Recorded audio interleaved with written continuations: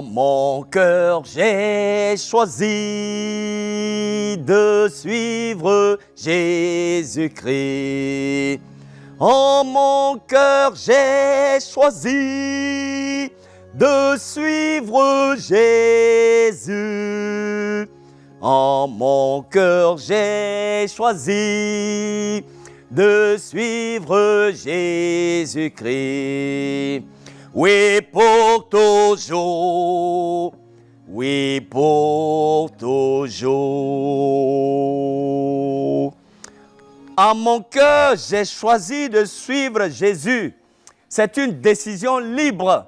C'est une décision consentie. C'est une décision mûrie. En mon cœur, j'ai choisi de suivre Jésus-Christ.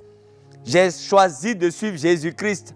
En mon cœur, j'ai choisi de suivre Jésus-Christ. Vous voyez, fidèles téléspectateurs, soyez bénis, soyez encouragés, soyez fortifiés. Un cantique, un message, connaître les histoires derrière nos cantiques, connaître les témoignages derrière nos cantiques, connaître les circonstances dans lesquelles nos cantiques ont été écrits, connaître les sources bibliques de nos cantiques, connaître la vie des auteurs de nos cantiques, parce que la vie des auteurs influence ou influe du moins sur le cantique qu'ils ont écrit. C'est tous ces éléments qui nous permettent d'exécuter le cantique à bon escient, d'être édifiés et d'être fortifiés, d'être encouragés. Soyez bénis et que les Saintes Écritures soient la seule vérité et que le Saint-Esprit soit le seul maître de ce moment, qu'il dirige toutes choses au nom puissant de Jésus. Alors notre cantique, en mon cœur, j'ai choisi de suivre Jésus-Christ, est contenu dans les recueils de cantiques suivants. À toi la gloire au numéro 273, Célébrons Dieu au numéro 234, Gloire à Dieu au numéro 438 et Jeunesse en mission, j'aime, au numéro 141. Alors ce cantique, bien sûr, comme tous les merveilleux cantiques que nous exécutons, sont enracinés profondément dans la parole de Dieu. Et celui-ci ne fait pas exception à la règle. Nous allons voir Matthieu au chapitre 9, le verset 9 qui dit « De là, étant allé plus loin, Jésus vit un homme assis au bureau des péages et qui s'appelait Matthieu. Il lui dit « Suis-moi » Cet homme se leva et le suivit. Nous pouvons également lire, oui, dans l'Évangile, selon Jean 12, 26. Jean 12, 26 qui dit « Si quelqu'un me sert, qu'il veut me suivre. Et là où je suis, là aussi sera mon serviteur. Si quelqu'un me sert, le Père l'honorera. » Donc, si quelqu'un me sert, qu'il me suive. Et là où je suis, là aussi sera mon serviteur. Si quelqu'un me sert, le Père l'honorera. Fidèles téléspectateurs, voici ce cantique. Donc, nous avons planté le décor, source biblique du cantique et recueil dans lesquels est contenu ce cantique. Alors, oui, j'aime bien la version anglaise des cantiques parce que l'anglais est une langue vivante. Et l'anglais dit, I have decided to follow Jesus. I have decided to follow Jesus. Hey, j'ai décidé. En français, on dit en mon cœur, j'ai choisi. Vous voyez, ce n'est pas très parlant. Mais en anglais, il dit I have decided. Hey, j'ai décidé. C'est une décision que nous prenons. C'est une décision que nous prenons de suivre Jésus. On n'impose pas. On n'impose pas à quelqu'un de suivre Jésus. Mais on décide. C'est une décision mûrie, c'est une décision personnelle de suivre Jésus. Alors, ce cantique, I have decided to follow Jesus, est écrit les paroles donc par un évangéliste. Écoutez bien, fidèles téléspectateurs, par l'évangéliste Sadhu Sudha Singh de Jorat en Assam, en Inde. Et les paroles ont été publiées dans 61 recueils de cantiques. Alors, Sudha, il est né le 3 septembre 1889 dans une famille sikh. Oui, en Inde, il y a plusieurs tribus. Et la tribu de notre auteur, c'est la tribu sikh, dans le village de Rampur, près de Doraha. Fidèles téléspectateurs, voici ce que les cantiques nous font découvrir. Et dans le district de Ludhiana, dans l'état du Pendjab. Vous voyez? Alors, le sikh, vous savez, c'est une religion monothéiste originaire du 15e siècle dans la région du Pendjab. Je ne vais pas m'attarder là-dessus. Souda, qui est devenu plus tard évangéliste, avait une mère qui l'envoyait s'asseoir au pied d'un sadhu, c'est-à-dire un saint homme aztèque, un saint homme ascétique. Manifestation la plus remarquable du pessimisme. Il vivait dans la jungle à quelques kilomètres de là. Et la femme, la mère de Sadhu, l'envoyait au pied de ce garou, alors qu'il était inscrit dans une école, dans un séminaire. Vous voyez le contraste?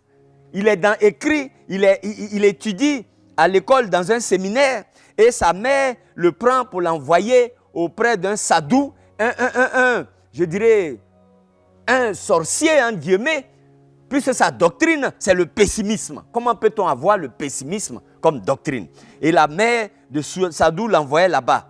Alors, Sadhu ne comprenait rien, il avait 14 ans. Et lorsque Sadhu a perdu sa mère est décédée, et Sadhu a brûlé sa Bible. Il a brûlé sa Bible. Il dit, ce n'est pas possible. Ma mère est décédée. Comment? Il paraît qu'il y a un Dieu qui existe. Et ma mère est décédée. Et il a résolu de se suicider en se jetant sur une voie ferrée. Fidèles auditeurs, vous voyez l'évangéliste qui nous donne ce cantique. J'ai choisi de suivre Jésus-Christ. En mon cœur, il voulait se suicider parce qu'il était inscrit au séminaire et sa mère l'envoyait voir un sorcier, un marabout, dont la doctrine est le pessimisme. Alors quand sa mère est décédée, il dit, mais ça sert à quoi? Il a déchiré sa Bible et il voulait se suicider. Et il a dit, écoutez bien, si vraiment il y a un Dieu, un vrai Dieu, que celui-ci se révèle à moi, sinon, je vais me suicider. S'il y a un Dieu qui est vrai, qui se révèle à moi, sinon, je vais me suicider. Et cette nuit-là même, il a eu la vision de Jésus-Christ. Alléluia. Cette nuit-là même, où il a mis Dieu au défi, il a eu la vision de Jésus. Et Sunda a annoncé à son père qu'il allait se convertir désormais à l'œuvre missionnaire de Jésus-Christ. Sunda s'est converti. Il a été rejeté. Il a été empoisonné une fois. Plusieurs fois, il a été empoisonné parce qu'il a accepté Jésus. Alors suivons bien le cantique de l'histoire. Pour avoir accepté Jésus, en Inde, à l'époque en Inde, donc voici la vie de l'auteur. Pourquoi il faut connaître la vie de l'auteur? Il dit, il a choisi de suivre Jésus, il sait par où il est passé. On l'a empoisonné. On a jeté des serpents dans sa maison. Mais il a été sauvé des mauvais traitements grâce à l'aide d'un voisin chrétien britannique. Alléluia. Et il est devenu missionnaire. Il est devenu missionnaire. Vous voyez bien, vous commencez à comprendre l'histoire du cantique. Il est devenu missionnaire et il a voyagé à travers toute l'Europe annonçant la bonne nouvelle du royaume des cieux et témoignant de Jésus-Christ. Il est décédé en 1929 au pied de l'Himalaya à l'âge de 40 ans. Une vie courte, mais le Seigneur a fait son œuvre avec lui. Alors le cantique a été traduit en français par Claire Lise de Benoît, 1917-2008, une agente de la Ligue suisse romande. Elle a contribué à développer cette œuvre pendant plus de 40 ans. Donc c'est cette ligueuse donc, qui a traduit ce cantique de l'anglais en français et elle s'appelait Claire Lise de Benoît. La musique est anonyme. Nos recherches ne nous ont pas permis de savoir l'auteur, mais c'est une mélodie hindoustanie, c'est-à-dire une mélodie de l'Inde, tirée du folklore indien, qui a été publiée dans 60 recueils de cantiques. Alors, fidèles téléspectateurs, vous avez vu l'histoire ou la vie de l'auteur du cantique, le parolier. Allons-y maintenant dans l'histoire du cantique. Alors, l'histoire dit que les paroles plutôt de ce cantique sont basées sur les mots d'un Nokseng, c'est-à-dire un Garo, une tribu du Meghalaya, de Assam en Inde.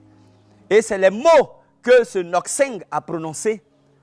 C'est sur ces mots que notre évangéliste Sendhu Sudha Singh a composé, a écrit ce cantique. L'histoire dit qu'il récitait les versets du 12e chapitre du livre de Jean pendant que lui et sa famille étaient mis à mort. Singh a traduit en hymne les paroles du martyr. Voici l'histoire du cantique, fidèles téléspectateurs. Alors, vous savez qu'en Inde, comme je l'ai dit, qui es-tu pour parler de Jésus-Christ en Inde?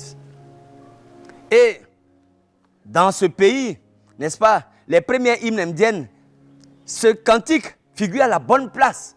Et ce cantique a contribué, n'est-ce pas, à ouvrir légèrement les portes de ce pays à l'évangile. Alors, la tribu Garo à laquelle appartenait ce Lhokseng est également appelée chasseur de têtes d'animaux féroces, en raison d'une coutume sociale qui obligeait les hommes et la communauté à collecter autant de têtes de bêtes féroces que possible. En d'autres termes, dans sa tribu, quand on rentre chez toi à la maison, si on voit plusieurs têtes de bêtes féroces accrochées, on sait que tu es un homme. Par conséquent, un jeune en âge de se marier devait collectionner autant de têtes que possible et les accrocher au mur dans sa maison. En d'autres termes, si tu veux te marier, à l'époque en Inde, on vient voir dans ta maison, dans cette tribu Garo, s'il y a beaucoup de têtes d'animaux féroces, tu peux te marier. Sinon, tu peux attendre parce que tu n'es pas encore un homme. Donc, en d'autres termes, c'était une initiation. Et c'est dans ce climat de magie que le pays de Galles, va être balayé par un grand renouveau spirituel. Et des missionnaires vont être envoyés depuis en Angleterre, en Allemagne du Nord et puis en Inde. Donc des missionnaires vont arriver en Inde dans cet environnement féroce et hostile. Des missionnaires vont arriver en Inde et vont commencer à prêcher l'évangile pour convertir des âmes. Mais à prêcher l'évangile en catimini, en cachette, parce qu'il était interdit en Inde de proclamer la parole de Dieu. Naturellement, les missionnaires n'étaient pas bienvenus en Inde. Et c'est dans ce contexte qu'un missionnaire a réussi à convertir une famille. Un monsieur qu'on appelle Lhokseng, lui, sa femme et ses 2 enfants. Ils ont accepté le Seigneur et la foi de ce nouveau converti a commencé à être contagieuse et de nombreux villageois ont commencé à accepter le christianisme et à donner leur vie au Seigneur. Fidèles téléspectateurs, comprenons bien l'histoire du cantique. Notre ami Lhokseng est gagné par l'évangile. Mais nous sommes en Inde et quand tu parles de Jésus, on te décapite. Alors, c'est en cachette que lui et sa famille vont prier. C'est en cachette que lui et sa famille vont invoquer le Seigneur. Et leur foi, leur conversion va commencer à toucher les autres villageois. Alors, fidèles téléspectateurs, le chef de village, en colère, va convoquer tous les villageois sur la place publique. Et il va appeler ensuite la famille qui s'est donnée au Seigneur. Il a appelé Lhokseng, sa femme et ses enfants, les 2 enfants, devant tout le monde, le village. Et il a dit, ok, il paraît que c'est toi qui parles d'un certain Jésus ici.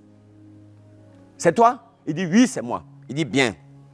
Alors, je vais te dire, il faut que ta famille et toi, vous renoncez publiquement à Jésus devant tout le monde ici. Parce que vous avez commencé à faire des adeptes et je n'aime pas ça. Alors, renonce publiquement à Jésus devant tout le village. Et conduit, poussé par le Saint-Esprit et inspiré par le Seigneur, l'homme a instantanément commencé à prononcer ces paroles, à chanter ces paroles en disant, j'ai décidé de suivre Jésus. J'ai décidé de suivre Jésus. J'ai décidé de suivre Jésus. Plus de marche arrière. Plus de marche arrière. Fidèles auditeurs, plus de marche arrière. Furieux, le chef ordonna à ses tireurs d'arc d'exécuter les 2 enfants. Le chef ordonna à ses tireurs d'arc d'exécuter les 2 enfants. Aussitôt dit, aussitôt fait. Devant Lhokseng et sa femme, ces 2 enfants vont être exécutés à la flèche. Ils vont tomber devant lui.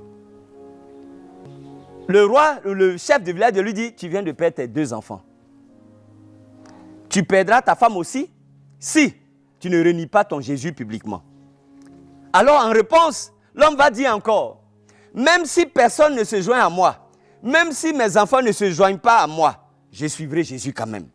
Même si personne de ce village ne se joint à moi, je suivrai Jésus quand même. Même si personne de ce village, de ma famille, ne vienne avec moi, moi je suivrai Jésus. Plus de marche arrière, plus de marche arrière. Non, il n'y a pas question. Chef, l'affaire est bouclée.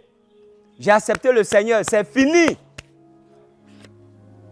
Le chef demanda alors que sa femme soit exécutée.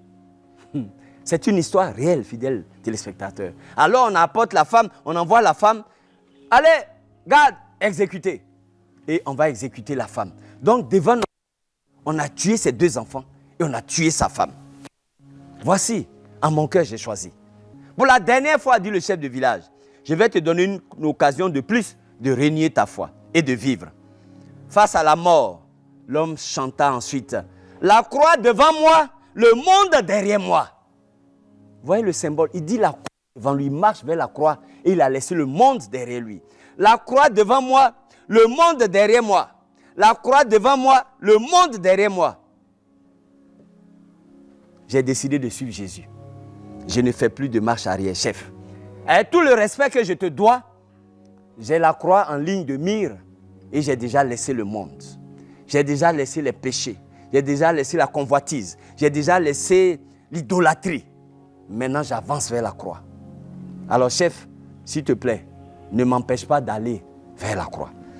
Aussitôt, chef, garde, exécutez-le. Norseng a été exécuté.